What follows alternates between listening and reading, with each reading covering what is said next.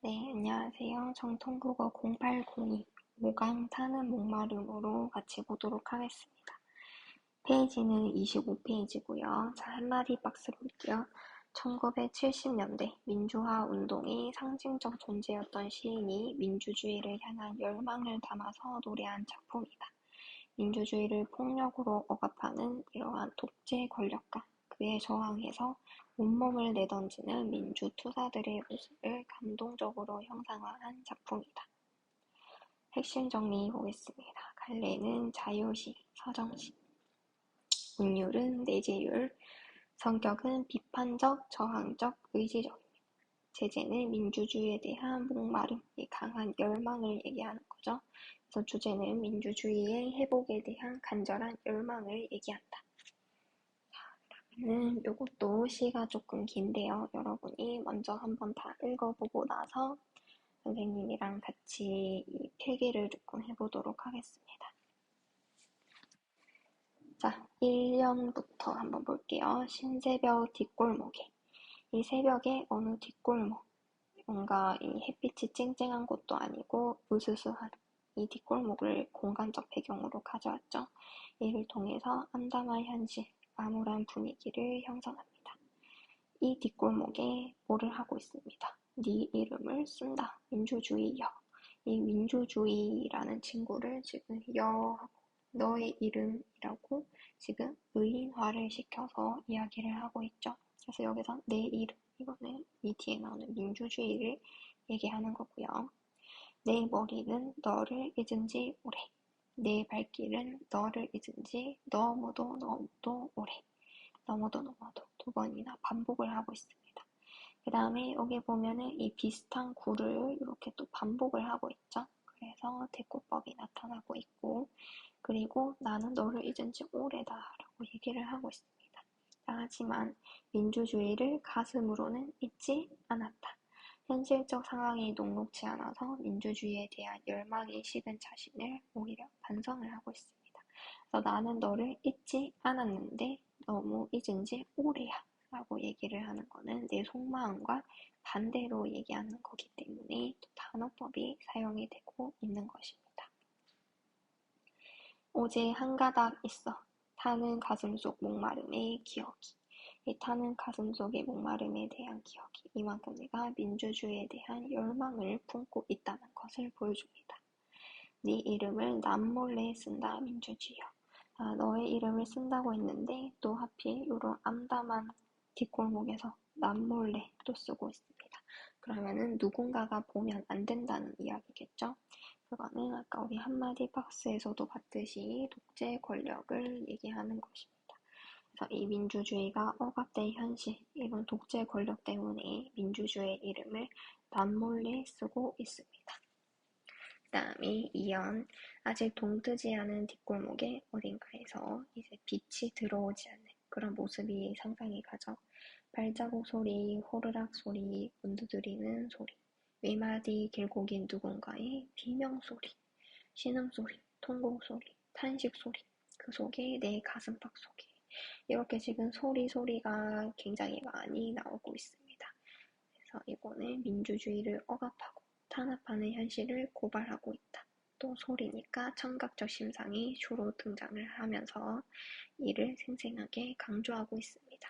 비명소리, 통곡소리 이런 것을 통해서 민주주의가 억압되고 이 힘든 상황을 겪고 있는 그런 모습이 이제 연상이 되죠. 깊이 새겨지는 내 이름 위에, 내 이름의 외로운 눈부심 위에. 자, 여기 외롭다라고 하면은 부정적인 이미지인데 눈부시다, 밝다, 긍정적인 이미지죠. 그래서 요거 두 개는 조금 대비, 그러니까 모순이 됩니다. 그래서 이 모순이 되는 표현법을 역설법이라고 하고요. 이 고통 속에서 민주주의, 이 빛나는 민주주의에 대한 열망을 드러내고 있습니다. 살아오는 삶의 아픔, 살아오는 저 푸르른 자유의 추억, 되살아오는 끌려가던 벗들의 피 묻은 얼굴, 이렇게 푸른 추억과 피 묻은 얼굴, 이 색채 대비가 일어나죠. 그래서 자유의 추억은 하다가 지향하는 이상세계, 민주주의가 실현된 세계를 얘기하고요. 이 피 묻은 얼굴은 지금 현재 고통받고 있는 이 독재 지하의 민중들의 현실을 드러냅니다.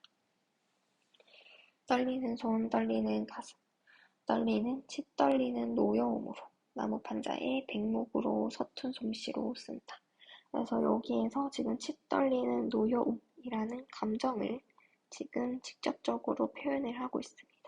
그래서 이러한 억압받는 현실, 독재에 대해서 분노가 그만큼 크다, 노엽다 라고 얘기를 하고 있어요. 숨죽여 흐느끼며 네 이름을 남몰래 쓴다. 타는 목마름으로, 타는 목마름으로 민주주의여 만세. 그래서 여기 뒷골목, 어두침침한 골목에서 민주주의를 쓰고 있는 그런 모습이 우리가 또 시를 읽으면서 상상이 가죠. 자, 그럼 이것도 문제를 몇 가지 같이 풀어보도록 하겠습니다. 자, 위클에 대한 설명으로 가장 적절한 것은 시어의 반복, 변형을 통해서 리듬감을 살리고 있다. 그렇죠. 반복이 잊은지 오래, 너무나도 오래, 무슨 소리, 무슨 소리 이런 식으로 반복이 많이 되고 있었습니다. 그 다음에 3번이 시어의 반복, 똑같죠. 그리고 역설적인 표현이 등장을 했었습니다. 이 눈부신 외로, 그것을 통해서 격렬한 감정과 강한 신념을 드러내고 있다. 그래서 3번, 1번이랑 3번이 적절하게 되겠습니다. 그리고 가라고 하면은 우리가 아까 봤던 청각적인 심상이 계속 드러나고 있는 부분이었죠. 이것은 이제 민주주의를 외치는 이가 끌려가는 장면.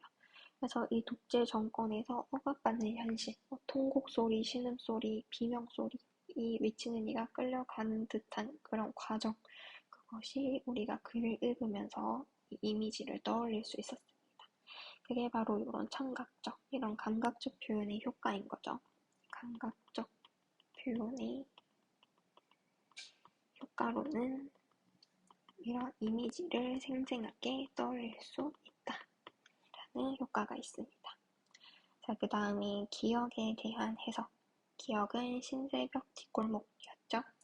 그래서 하필 밝은 골목도 아니고 어두침침한 뒷골목이었습니다. 그리고 새벽도 아직 동이 트지 않은, 햇빛이 들지 않는 새벽이었죠. 그래서 이러한 시간적 배경, 공간적 배경을 가지고 작품의 우울한 분위기를 드러내고 있었습니다.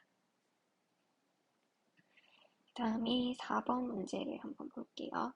윗글을 보기와 같은 관점에서 감상한 것은? 자, 문학을 통해 삶을 표현하는 작가는 당대의 현실을 외면할 수 없다. 작가는 나의 문제에서 우리의 문제로 시야를 확대해 가야 한다. 이게 이제 개인의 문제에서 국한되는 것이 아니라 더 나아가서 사회 공동체의 문제로서 이것을 파악을 해야 된다. 그것이 작가의 임무, 소명의식이다. 라는 거죠. 그러면 이거를 관점으로 나눠보자면은 우리 관점에서는 내재적인 관점, 그리고 크게 외재적인 관점이 있었습니다.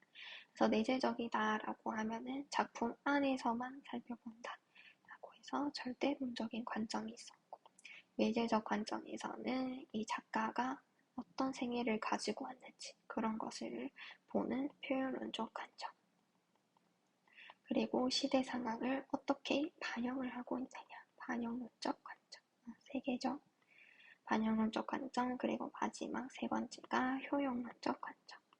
이렇게 총 4가지 관점이 나오는데 여기에선 이제 작가의 관점을 얘기하고 있으니까 표현론적 관점이겠죠. 1번 마찬가지로 시인에 대한 정보를 주고 있습니다. 이 억압적인 시대 현실 속에서 민주화, 자유를 위해서 치열한 투쟁을 하고 있다. 이게 시인의 관점에서 적절하게 해석을 하고, 그 다음에 여기 다른 애들도 동일한 시어 반복, 이런 소리들은 시적 하자를 억압하는 요소, 그리고 뒷골목, 남몰래 이런 시어를 사용한 것을 보면 요거는 다 이제 작품 그 자체만을 본 거기 때문에 절대론적 관점이 되겠고, 우리가 누리는 자유의 소중함을 깨닫게 되었다. 이건 독자가 이 작품을 보고 이런 가치를 느끼게 되었다라는 거니까 효용론적 관점이 되겠죠. 그리고 5번 문제 마지막으로 보겠습니다. 밑줄 친 니은.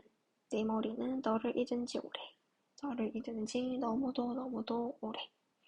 그래서 이것은 현실적으로 너와 함께 생활하지 못하고 있다 라는 뜻이 담겨져 있다. 그게 아니라 여기에서는 너를 잊은 지 오래다. 반어법이 사용이 되고 있었죠. 그래서 나는 가슴속에 너를 아직 품어두고 있지만 나는 너를 잊은 지 오래다 라고 오히려 반대로 얘기했었습니다.